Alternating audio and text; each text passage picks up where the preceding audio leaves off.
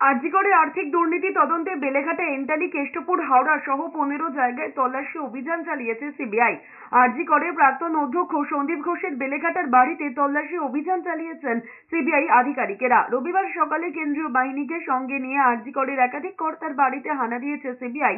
জানা গিয়েছে, কেষ্টপুরে আরজিকরের ফরেনসিক মেডিসিন বিভাগের কর্তা দেবাশিস সোমের বাড়িতে হানা দিয়েছে সিবিআই। পাশাপাশি এন্টালিতে প্রাক্তন সুপার সঞ্জয় বশিষ্ঠের বাড়িতে তল্লাশি চালিয়েছেন কেন্দ্রীয় তদন্তকারী সংস্থার আধিকারিকেরা। আরজি করের চিকিৎসা সামগ্রী সরবরাহকারী বিপ্লব সিং এর হাওড়ার বাড়িতে গিয়েছে সিবিআই। এদের সকলের বাড়িতে গিয়ে জিজ্ঞাসাবাদ শুরু করেছেন সিবিআই আধিকারিকেরা। সিবিআইয়ের একটি দল আরজি কর হাসপাতালেও গিয়েছে বলে জানা গিয়েছে। হাসপাতালের ক্যান্টিন থেকে শুরু করে বিভিন্ন জায়গায় তল্লাশি চালিয়েছেন তারা।